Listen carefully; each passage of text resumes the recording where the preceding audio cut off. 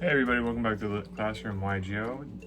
I'm here to talk about my experience at the NAWCQ this year, and it's actually been a while since the last time we've had any talks and any chats on this channel that weren't just, and any videos that weren't just gameplay. Probably, I think it's since the last regional in New Haven. So let's jump right on into it. So my experience at the NAWCQ this year was fine. I did better than last year. That's not saying much, but I still did better than last year. My goal going into the NAWCQ was to win exactly one match, because last year when I played at the NAWCQ, I did win one match, but it was because my opponent didn't show up. So my plan this year, I really wanted to win one match that I played, and started off great. I won round one, played Maliss mirror. I was nervous, looked like my opponent was nervous. We're making misplays back and forth. I ended up pulling it out in time, and I ended up winning that match. It felt great. I was feeling really excited, really pumped up. Lately this season, I haven't been winning round one in big tournaments like regionals or even at YCS Providence. So I was excited. I was like, I'm in a good spot. And then I proceeded to lose three matches in a row, and I was out of the tournament like that. It was incredible.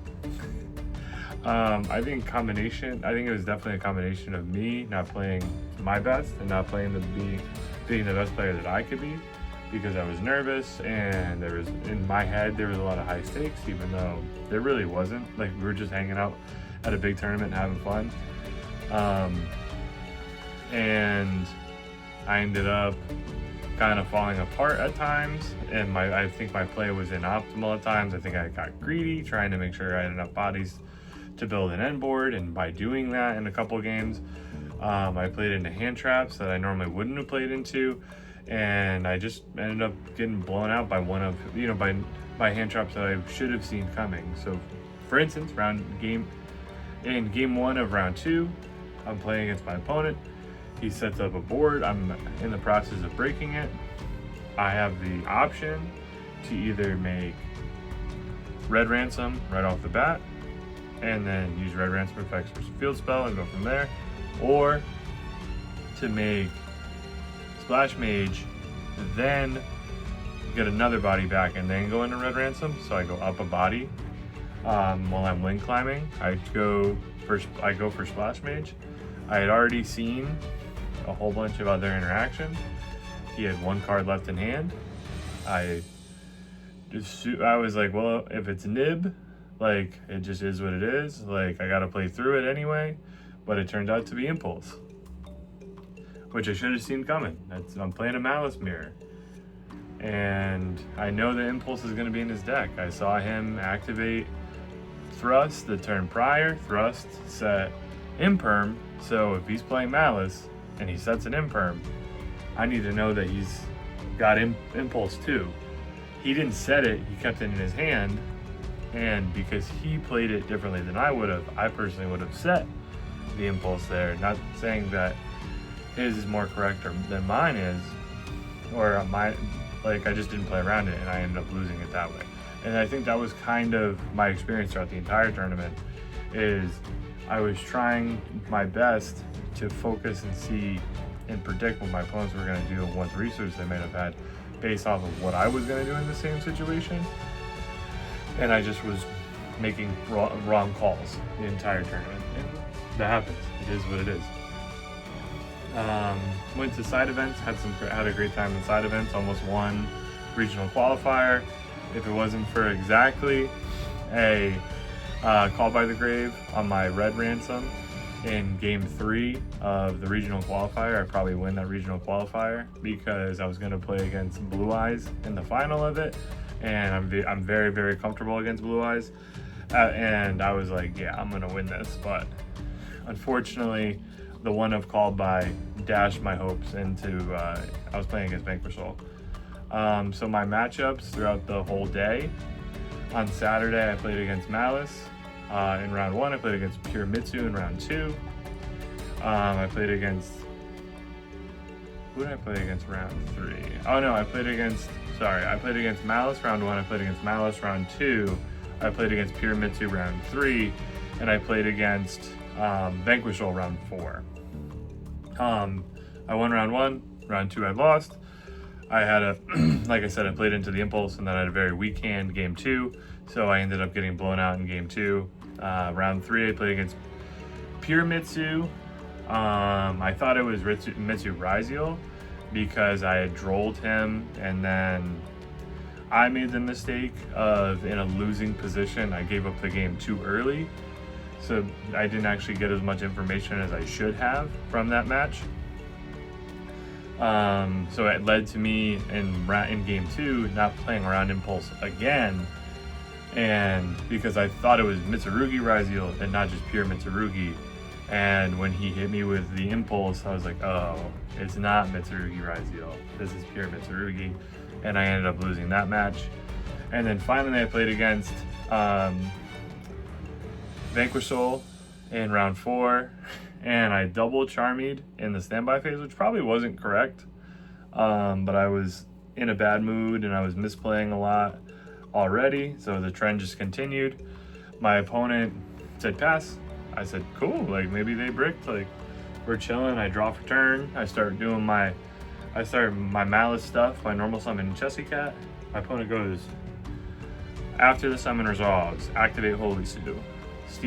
Summons the Holy Sue, steals my Chessie Cat, starts Vanquishal, gaming all over me. Their hand was cracked, both games. I lose game 1 or lose game 2. I decide to drop it X3, I'm out of the tournament, whatever. I decide to go to regional qualifier.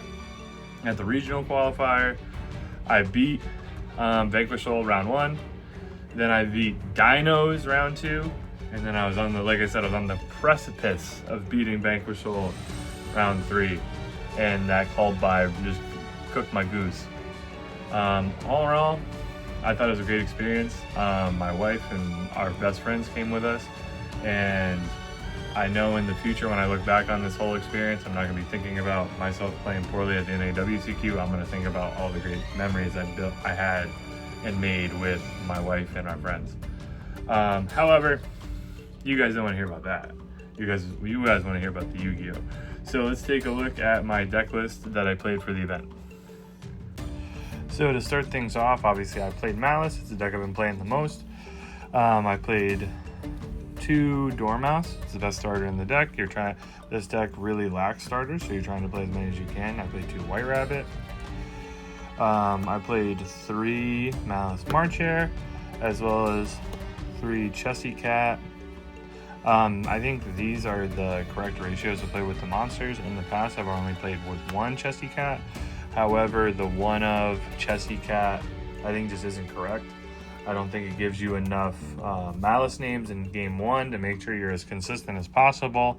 So I decided to go run with the 3. And the 3 has been great. I normally side out at least 1 or 2 Chessies going in the future games to make sure I have enough the correct knowledge and try to work out my ratios. Then I played Terraforming, the 2 Maliss and Underground. I think Maliss and Underground is the best extender in the deck. It's a really strong starter as well. Just lets you do your best job playing through interaction. As you can see, I'm also playing the Gold Sark. Then essentially the same card and how you're using them, the Maliss and Underground and the Gold Sark to banish a monster and get it going. Again, in this deck you have so many, the consistency is lacking because the starters have been hit to such a significant degree from the ban list, with semi-limiting all of the major starters, the 2 ofs for the field spell, the 2 ofs for the White Rabbit, and the 2 ofs for the Dormouse.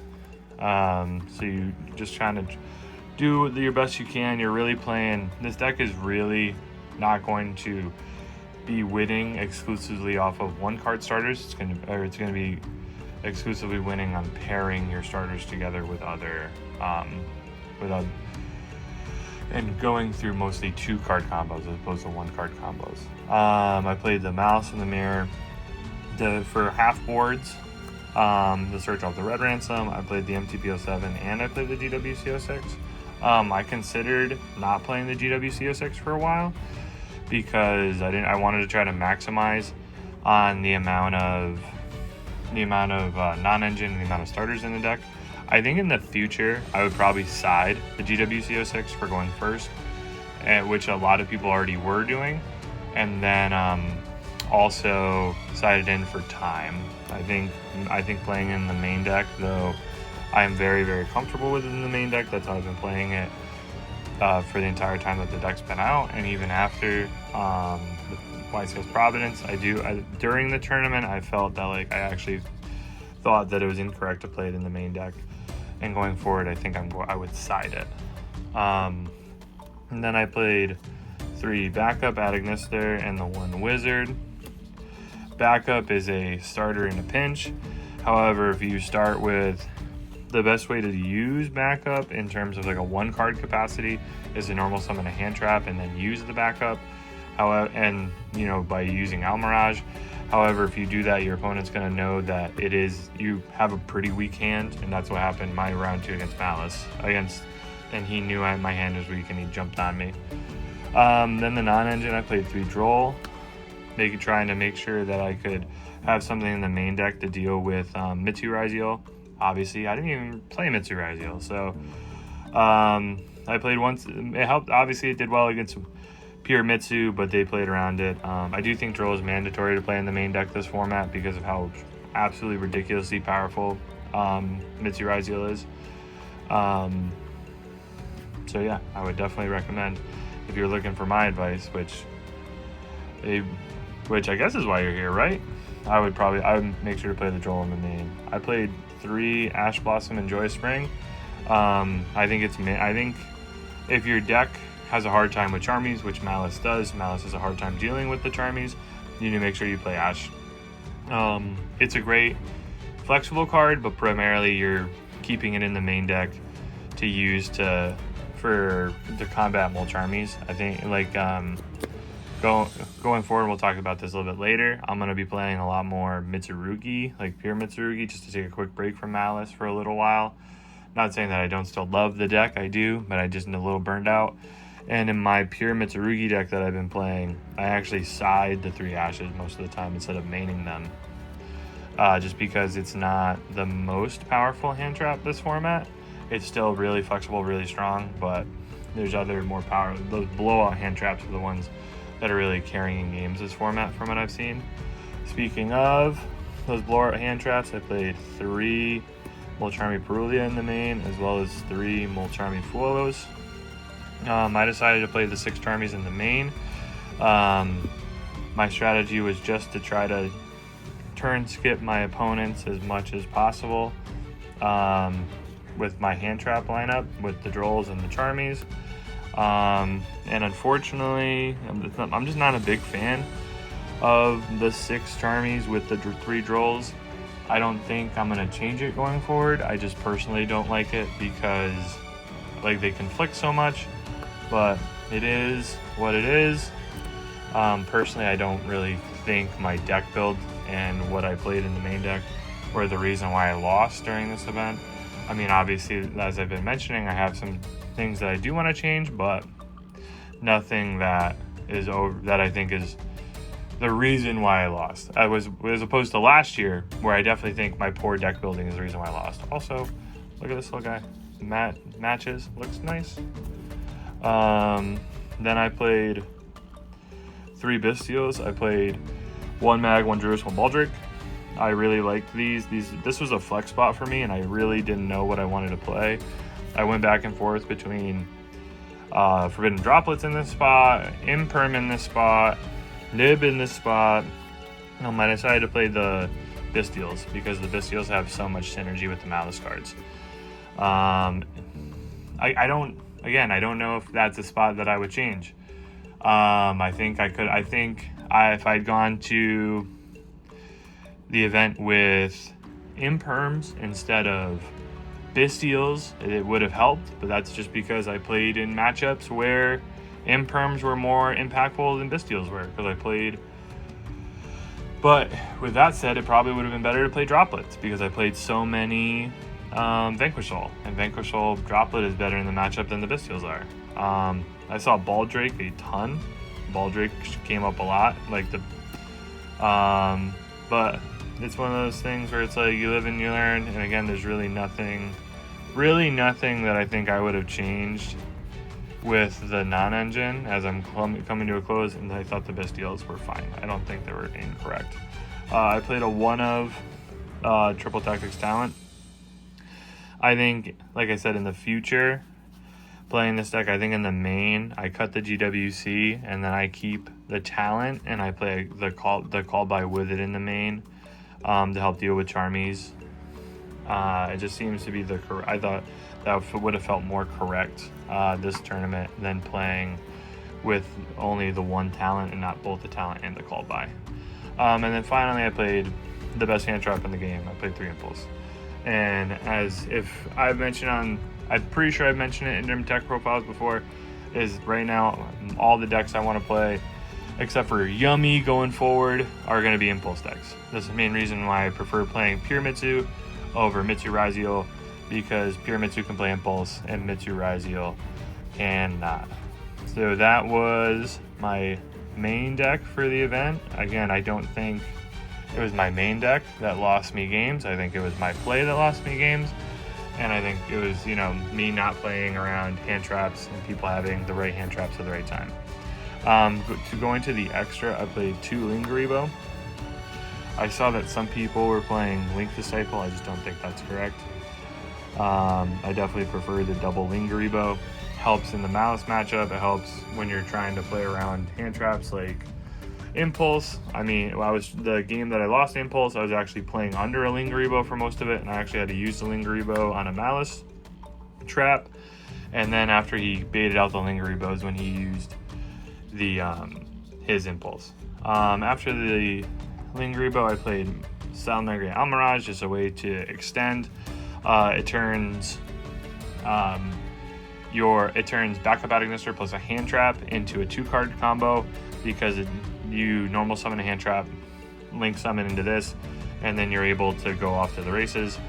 It is a very, very weak starter to be like in combo line, absolutely, but I do like keeping this in the deck just in case, because I feel like if you're not maximizing on starters, you are going to lose games to when you're not able to full combo, and maybe your opponent in that situation doesn't have anything, and so I would rather be able to full combo them and try my best to high roll, as opposed to trying to play something else in this slot besides the Almirage.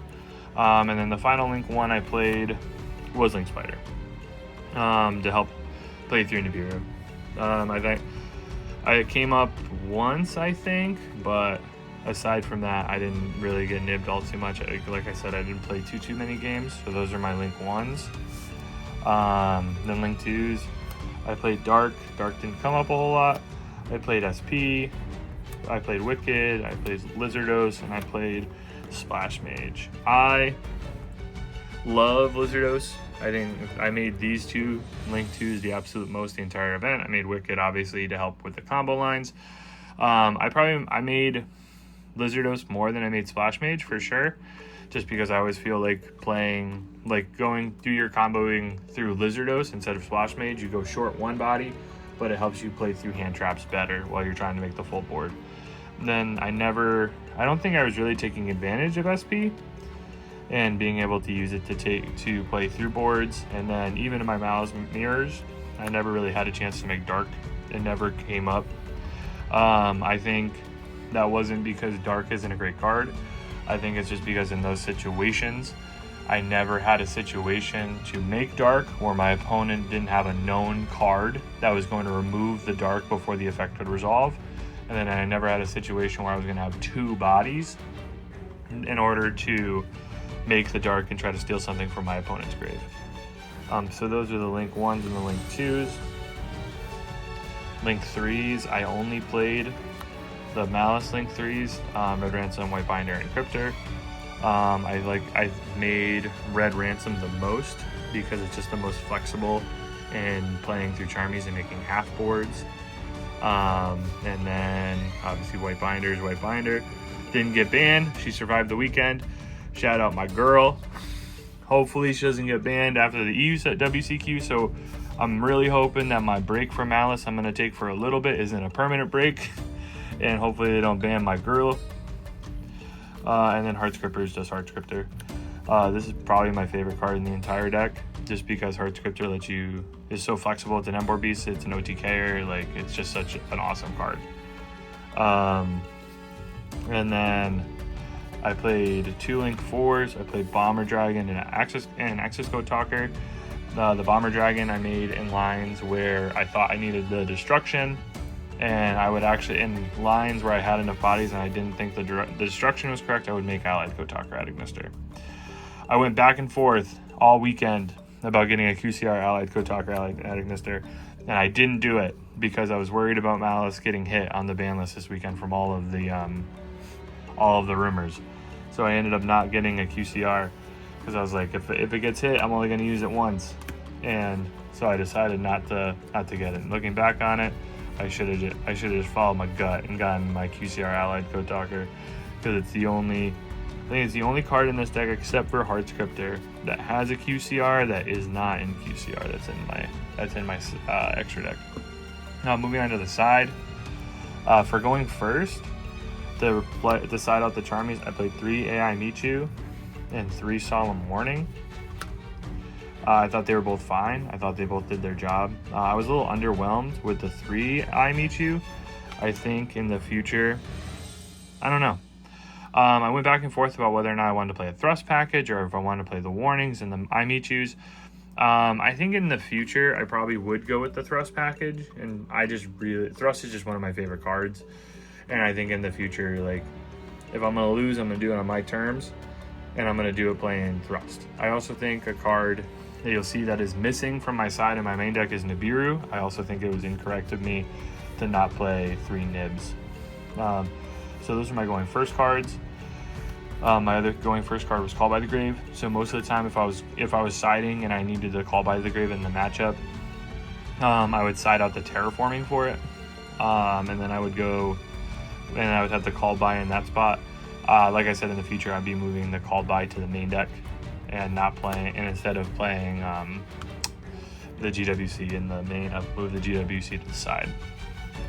Then I played 3 Artifact Lancia. Got to deal with Maliss somehow, you know.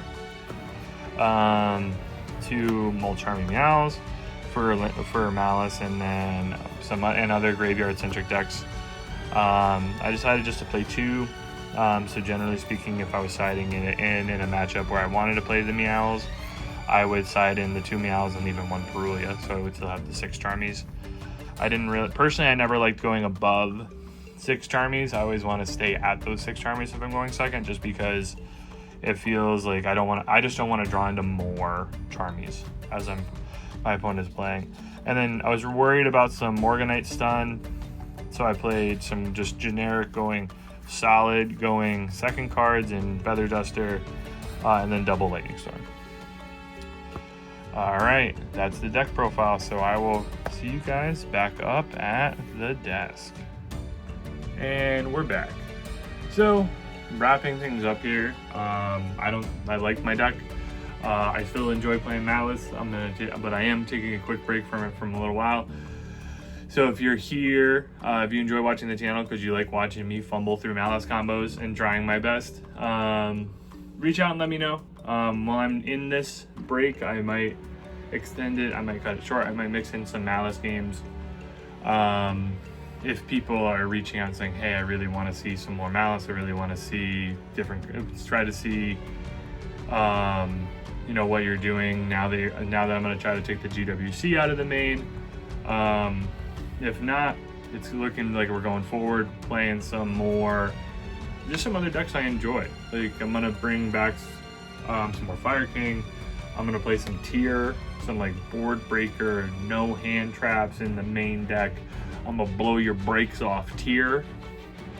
Just because I enjoy it. I love that deck. And then play some Pure Mitsu. I think right now the deck I want to practice the most for a few weeks is going to be Pure Mitsurugi. I really, really do enjoy that deck. I like how that deck plays a lot. I like that it plays Impulse. And then we're waiting for Yummy. This is a Yummy waiting room. shout out to my friend John. Me and John both in the yummy waiting room together. So appreciate you guys watching the video. I will catch you guys on the next one.